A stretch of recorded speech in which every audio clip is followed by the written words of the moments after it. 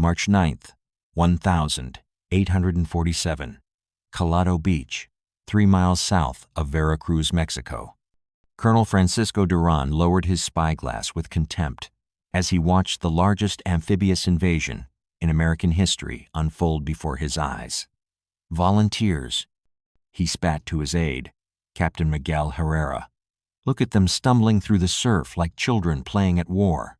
Through the morning haze, 8,600 American soldiers splashed ashore from a fleet of surf boats, their blue uniforms dark with seawater, their movements clumsy and uncertain. Many were indeed volunteers. Farmers from Ohio, shopkeepers from Pennsylvania, Irish immigrants from New York.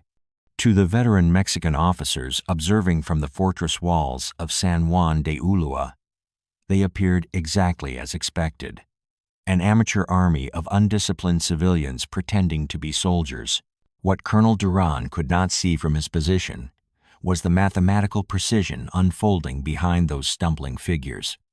Major General Winfield Scott's invasion force represented not just 8,600 men, but the most sophisticated military logistics operation ever attempted by the United States. 100 transport vessels stretched across the horizon, their holds packed not just with soldiers, but with something that would prove far more decisive: an inexhaustible supply system. The mockery began immediately. Captain Herrera watched American volunteers struggle to form ranks on the beach, some falling backwards into the surf, others wandering in confused circles. These are the warriors who think they can conquer Mexico? Mexican soldiers laughed from the ramparts. They cannot even conquer the beach. Private Jose Morales of the Veracruz garrison wrote in his diary that evening, "The Yankees came ashore today like drowned rats. Our officers are already wagering how many days it will take to drive them back into the sea. I give them a week before they sail home to their mothers." But as the first day stretched into the second, something unprecedented began to emerge from the chaos of landing. The stumbling volunteers were followed by wagons, and more wagons, and still more wagons. Lieutenant George B. McClellan, a young West Point engineer serving with Scott's army, recorded the scene in his diary. The beach has become a vast depot. Wagons emerge from the surf boats in endless succession, each laden with ammunition, provisions, and supplies. I have never seen such organizational efficiency, yet it operates so smoothly it appears effortless. By March 11th, the American beachhead stretched for 2 miles. What had appeared to Mexican observers as military incompetence was revealing itself as something far more ominous: industrial precision. The volunteers may have stumbled in the surf, but behind them came a supply system that operated with mechanical reliability. Captain Antonio Vasquez, an artillery officer in the Veracruz garrison, noticed the change first. Writing to his brother in Mexico City, he observed, "Something is wrong with my initial assessment. Yes, their soldiers appear green and unpracticed, but their wagons never stop coming. Each morning, I count more supply trains than the day before. Where are they getting all this materiel?" The answer lay in the fleet, anchored offshore. Scott had deliberately chosen Veracruz precisely because it could be supplied by sea. While Mexican armies inland struggled with broken supply lines across hundreds of miles of poor roads, American forces could draw unlimited resources from the Gulf of Mexico. Naval vessels arrived daily from New Orleans, Mobile, and Pensacola, their holds packed with artillery shells, musket cartridges, salt pork, flour, and medical supplies. The U.S. Navy's Mosquito fleet of steamers and sailing vessels had transformed the beach into a floating warehouse. Surf boats shuttled between ships and shore in carefully coordinated waves, each boat carrying precisely calculated loads of ammunition and supplies. What appeared to be chaos was actually a choreographed dance of maritime logistics that could sustain an army indefinitely. Colonel Duran's confidence began to waver as he watched the American supply trains move inland toward their siege positions. Each wagon required 6 horses or mules, and the Americans seemed to have an inexhaustible supply of both. Mexican armies frequently abandoned campaigns when their animals died or wandered away. These Americans had herds of replacement livestock arriving daily. More disturbing still was the quality of American equipment. Through his spyglass, Duran could see that American artillery pieces were brass-barreled and precisely machined, their carriages painted and well-maintained. Mexican cannon were often iron, crudely manufactured, and prone to bursting. American caissons rolled smoothly on greased axles. Mexican artillery limbers frequently broke down on rough roads. The siege lines that emerged around Veracruz in mid-March revealed the true extent of American preparation. What the Mexican garrison expected was a brief assault that could be repelled by determined defense. What they faced instead was a methodical strangulation powered by unlimited resources. American engineers constructed parallels and approaches with geometric precision. Their progress measured not in heroic charges, but in cubic yards of earth moved and artillery positions established. Each night, supply wagons rolled forward with fresh ammunition, additional tools, and replacement equipment. Each morning, Mexican defenders discovered that American positions had grown stronger and better supplied. Private Morales recorded his growing unease. They do not fight like soldiers. They fight like a machine. Every morning, their trenches are deeper, their cannon more numerous, their ammunition more plentiful. It is as if the earth itself feeds them powder and shot. The psychological impact of endless American supplies began to exceed their material effect. Mexican soldiers had grown accustomed to rationing ammunition, counting each cartridge, making every shot precious. American volunteers fired musket practice volleys daily, seemingly unconcerned with conservation. The constant crack of small arms fire from American lines was not random violence, but systematic training soldiers learning their craft while consuming ammunition that Mexican forces could never afford to waste. By March 20th, the mockery had stopped. Mexican officers no longer joked about amateur American volunteers. Instead, they whispered about the wagons that never stopped coming, the supplies that never ran out, the ammunition that seemed to flow like water from an inexhaustible spring. The stumbling civilians who had splashed ashore 11 days earlier were still learning to be soldiers, but they were learning with unlimited resources behind them. The siege of Veracruz was about to demonstrate a truth that would echo throughout the war. Amateur soldiers with unlimited supplies could achieve what veteran warriors with empty cartridge boxes could not. March 22nd, 1847.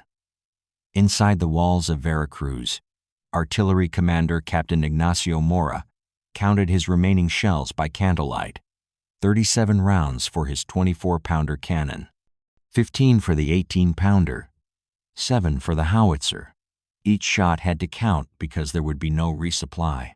Outside the walls, American batteries prepared to open fire, with 3,000 rounds already stockpiled and more arriving hourly. The mathematical reality of the siege was becoming clear to Mexican defenders. Their total artillery ammunition amounted to fewer than 400 rounds for all guns combined. American supply wagons had delivered more than that to a single battery in the past 24 hours. Lieutenant Colonel Francisco Garcia, Chief of Ordnance for the garrison, wrote desperately to his superiors in Mexico City, "The enemy possesses ammunition in quantities that defy comprehension.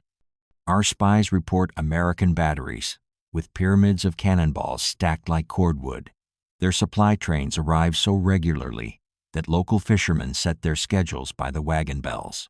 The American bombardment began at dawn on March 22nd with a precision that stunned Mexican observers. Rather than the sporadic, carefully rationed fire they expected, American guns opened with sustained, methodical barrages that continued hour after hour without pause. The sound was unlike anything heard in previous Mexican conflicts, not the occasional boom of desperate artillery conserving ammunition, but the rhythmic thunder of unlimited firepower. Private Morales huddled in a bomb-proof shelter as American shells crashed overhead with mechanical regularity. "They fire every 30 seconds," he wrote in his increasingly shaky handwriting. Not randomly, but with the precision of a church bell. Each shot is followed by another, then another, then another. There is no end to it. From his command post on the ramparts, Colonel Duran watched American gun crews with professional fascination. Mexican artillery doctrine emphasized accurate fire with minimal ammunition expenditure. American gunners seemed to follow a different philosophy entirely: continuous bombardment that gradually destroyed everything within range. They could afford to miss because they had unlimited opportunities to correct their aim.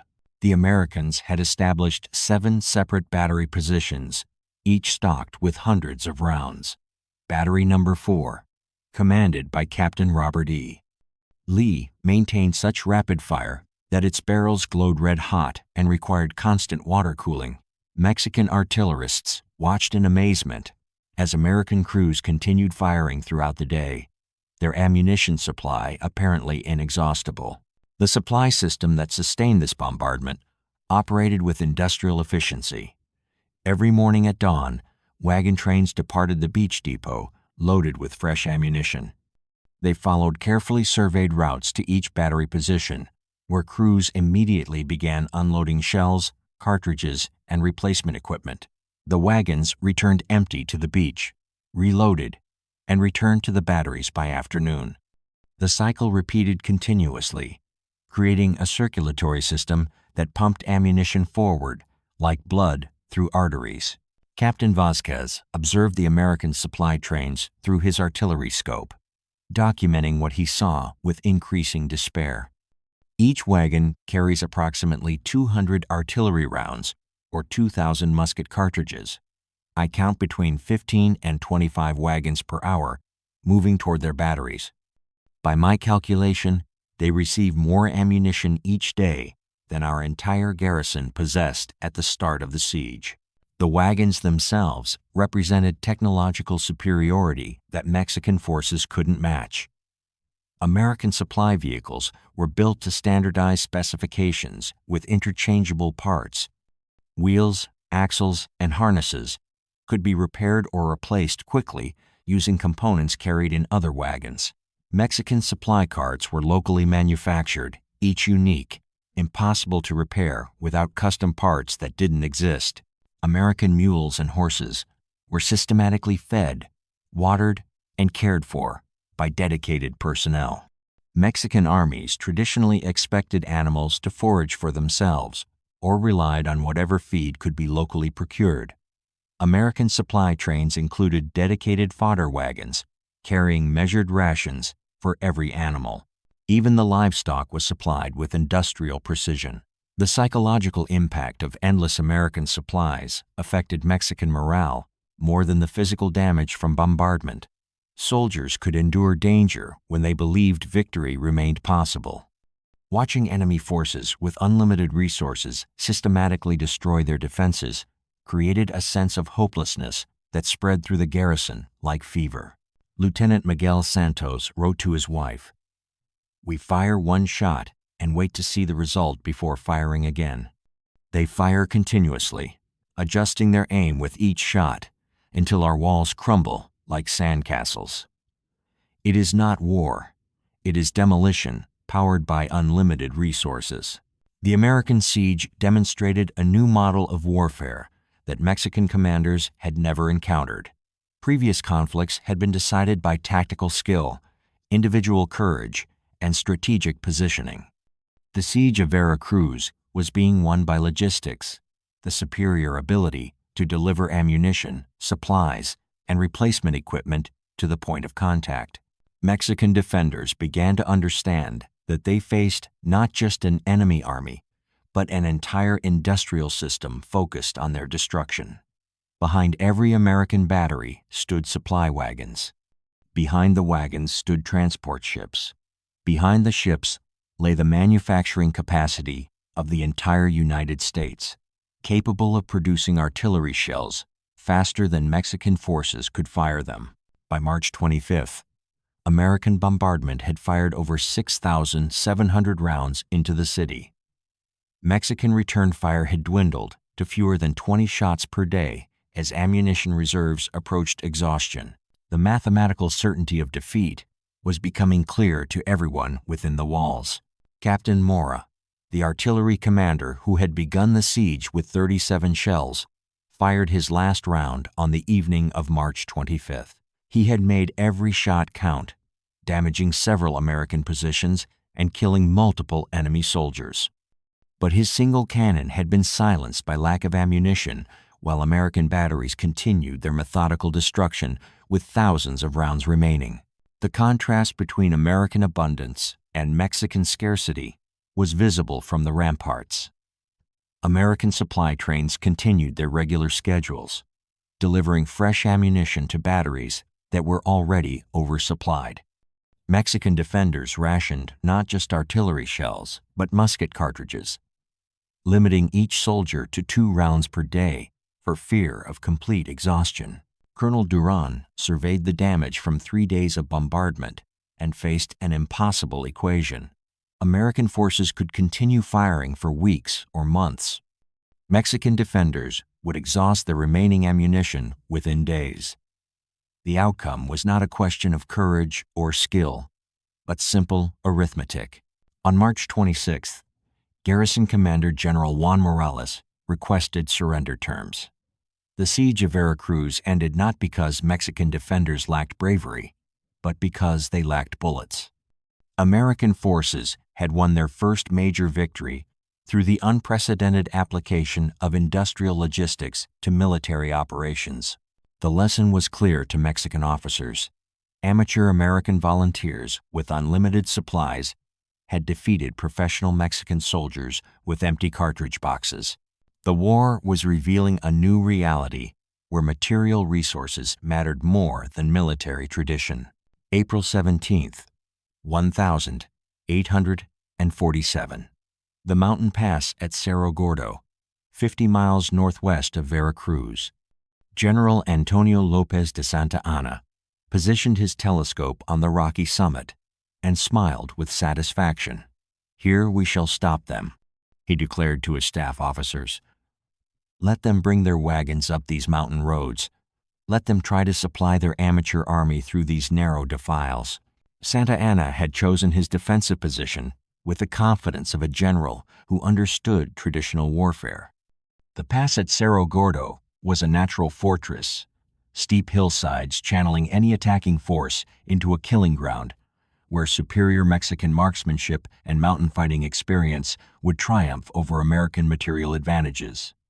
Supply wagons that had proven so effective on coastal plains would become liabilities on mountain roads barely wide enough for a single vehicle.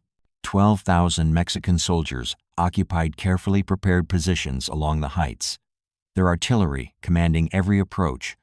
These were not garrison troops like those at Veracruz, but veteran infantry who had fought in multiple campaigns across Mexico's rugged terrain. Many were professional soldiers with years of experience in mountain warfare.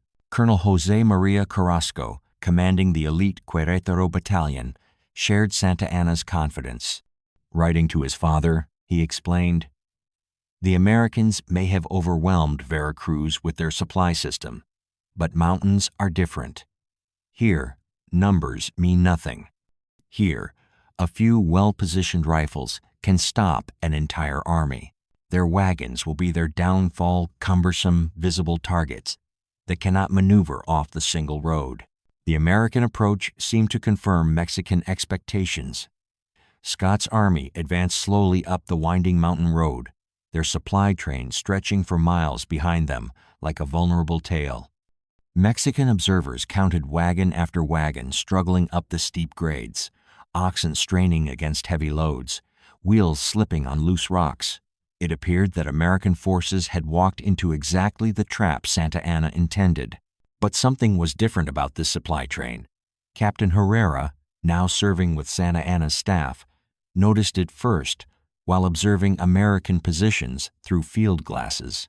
"General," he reported with confusion, "their supply wagons are not struggling. They appear to have more animals than necessary, and they're moving replacement teams forward continuously." The Americans had anticipated mountain logistics challenges with the same systematic approach they applied to everything else. Rather than hoping their supply system would function in difficult terrain, they had redesigned it specifically for mountain operations. Wagon trains included spare animals, replacement equipment, and specialized mountain-trained teamsters who knew how to navigate steep grades and narrow passages. Lieutenant Colonel Gabriel Valencia, commanding Mexican artillery, watched American preparations with growing unease. Instead of the hasty assault he expected, American forces were systematically establishing supply depots at multiple points along their line of advance. Engineer companies carved supply roads where none had existed, creating alternate routes that bypassed the most difficult mountain passes. They build roads as if they had unlimited time and unlimited workers, Valencia wrote to his brother. Each morning we observe new positions supplied with fresh ammunition.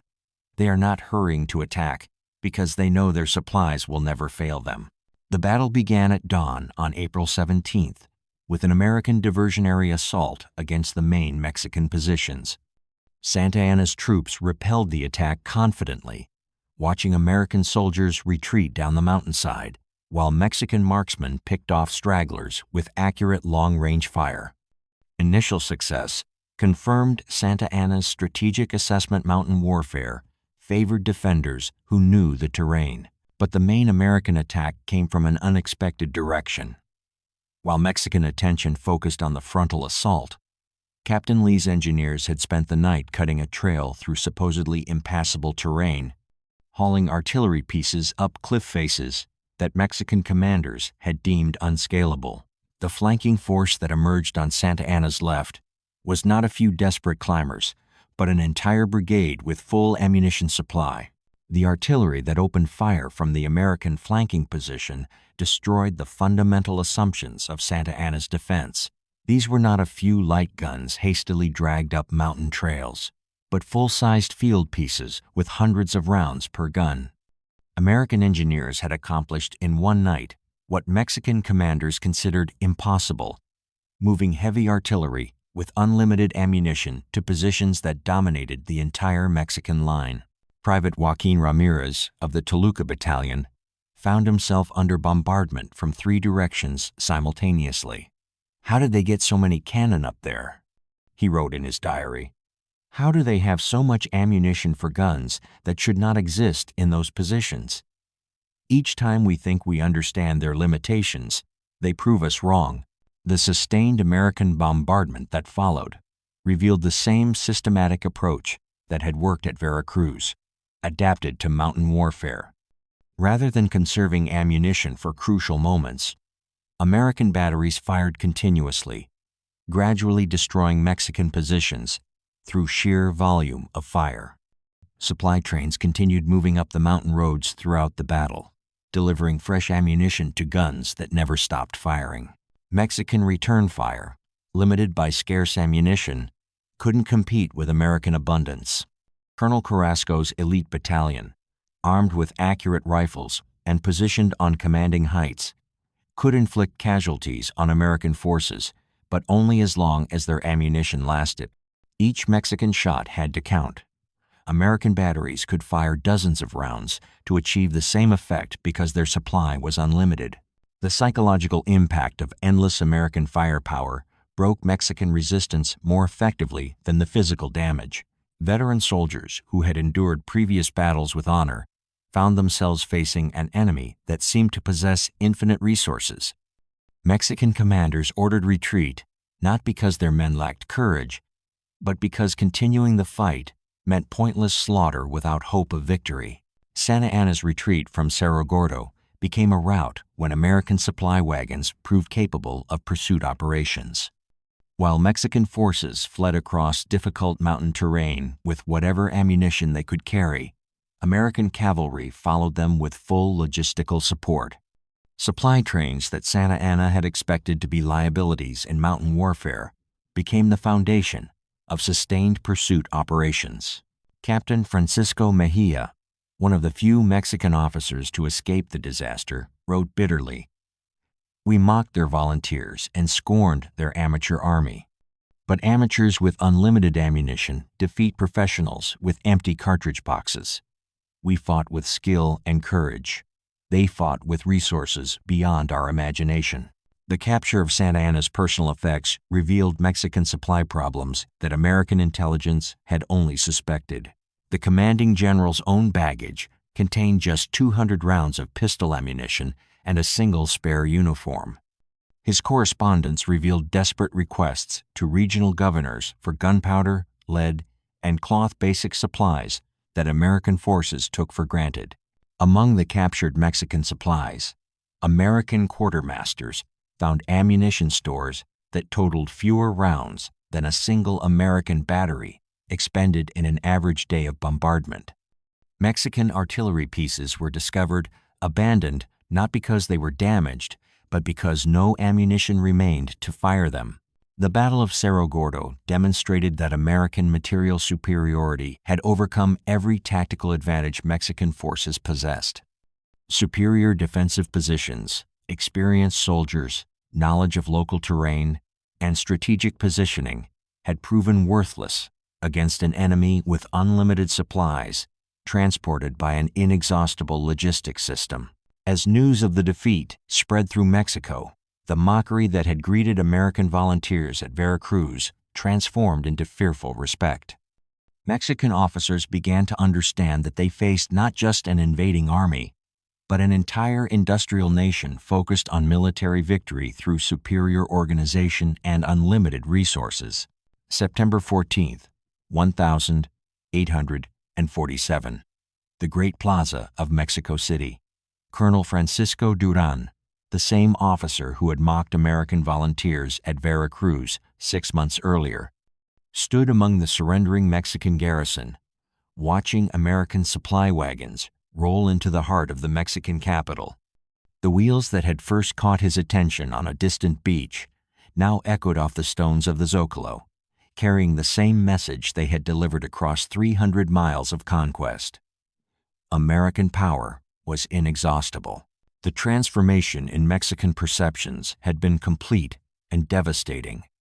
What began as contempt for amateur soldiers had evolved into awe at a military system that seemed to operate beyond natural limitations.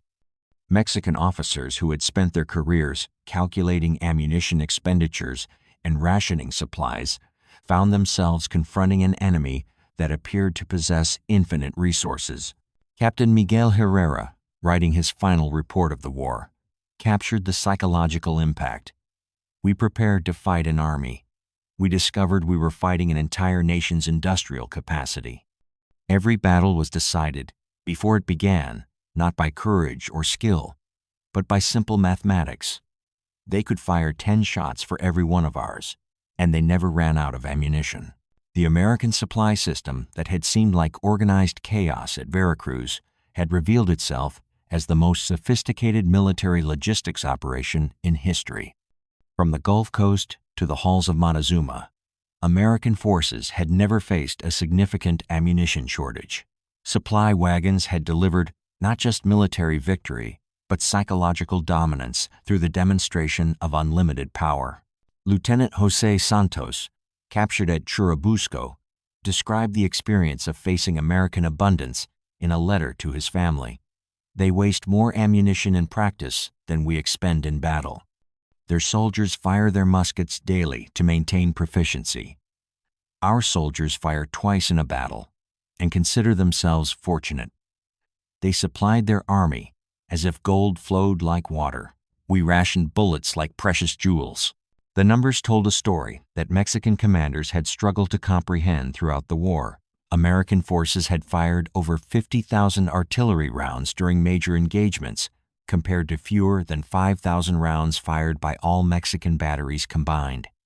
American small arms ammunition consumption exceeded 2 million cartridges, while Mexican forces had struggled to maintain even basic ammunition allocations for their troops. But the true measure of American victory lay not in battles won or territory conquered, but in the complete psychological transformation of Mexican military thinking. Officers who had begun the war with confidence in Mexican martial superiority ended it with profound respect for American organizational capability. General Mariano Arista, captured after the Battle of Contreras, offered perhaps the most honest assessment. We were defeated, not by better soldiers, but by a better system. American volunteers became effective soldiers because they had unlimited opportunities to learn. They could afford to waste ammunition and training because their supplies were inexhaustible. Our professionals became ineffective because we could not afford to practice. The Mexican military's chronic supply problems, which had seemed like temporary disadvantages at the war's beginning, proved to be symptoms of deeper systemic weaknesses. Mexico's decentralized government, poor transportation infrastructure, and limited manufacturing capacity could not support sustained military operations against an enemy with industrial superiority. American supply lines had operated with mechanical precision throughout the 18-month war. The same naval vessels that landed troops at Veracruz continued delivering supplies until the final surrender at Mexico City. Wagon trains that had struggled up mountain roads proved capable of supplying armies across desert, jungle, and urban terrain. The logistics system that powered American victory had never failed, never faltered, never left American forces without the resources they needed. Mexican civilians in occupied territories witnessed daily demonstrations of American abundance that reinforced the lesson learned by their armies. American commissaries distributed surplus supplies to hungry populations. American medical units treated Mexican wounded with supplies that Mexican hospitals lacked. American engineers built roads and bridges with materials that Mexican governments couldn't afford to purchase. The cultural impact extended beyond military defeat. Mexican intellectuals began questioning assumptions about national development and industrial progress. If the United States could supply armies thousands of miles from home with unlimited resources, what did this say about American society's fundamental capabilities? Father Miguel Hidalgo y Costilla Jr., writing from occupied Mexico City, observed, "The Americans did not conquer us with superior virtue or divine favor. They conquered us with superior organization and unlimited supplies." Their victory teaches us that modern nations are built not on tradition or courage alone, but on the ability to produce, transport, and deploy material resources efficiently. The economic implications of American victory were already becoming clear to Mexican observers. The war had demonstrated that the United States possessed not just military superiority, but industrial capacity that could sustain major military operations while maintaining civilian prosperity. American soldiers ate better as occupiers in Mexico than many Mexican civilians ate in their own homes. Former Mexican officers who had experienced American captivity returned with stories that reinforced the lesson of inexhaustible American power. Prisoners of war had been fed, clothed, and housed better than Mexican soldiers in their own armies. American military hospitals provided medical care superior to anything available to Mexican officers. Even in defeat and captivity, Mexican soldiers experienced American abundance firsthand. The social transformation within Mexico reflected the psychological impact of confronting unlimited American resources. Military families that had built their identities around martial honor found themselves questioning whether courage and skill mattered in an age of industrial warfare. Traditional Mexican values emphasized individual heroism. American victory demonstrated the superiority of systematic organization. As American forces prepared to withdraw under the Treaty of Guadalupe Hidalgo, Mexican leaders contemplated the lessons learned from their encounter with inexhaustible power. The war had ended not just with territorial loss, but with a fundamental reordering of Mexican assumptions about military capability and national development. Colonel Duran, in his final diary entry, wrote the epitaph for Mexican military confidence. 6 months ago, I laughed at their stumbling volunteers. Today, I understand that amateurs with unlimited supplies defeat professionals with empty cartridge boxes every time. They did not win through superior courage or better tactics. They won because their wagons never stopped coming, their ammunition never ran out, and their power appeared truly inexhaustible. The Mexican-American War established a template for industrial warfare that would be repeated in conflicts throughout the following century. Superior logistics, sustained by industrial capacity, had proven more decisive than traditional military virtues. The mockery that greeted American volunteers at Veracruz had been silenced by the methodical demonstration of American abundance. In the end, Mexican soldiers had learned the same lesson that would confront enemies of American power for generations to come. It was not the quality of American soldiers that made them dangerous, but the inexhaustible system that supplied them. The wagons that rolled through Mexico City in September 1847 carried more than military supplies. They carried proof that modern warfare belonged to nations capable of unlimited production, unlimited transportation, and unlimited industrial power. The psychological transformation was complete. Mexican mockery had become Mexican awe, and in that transformation lay the seeds of American dominance in the industrial age that was just beginning.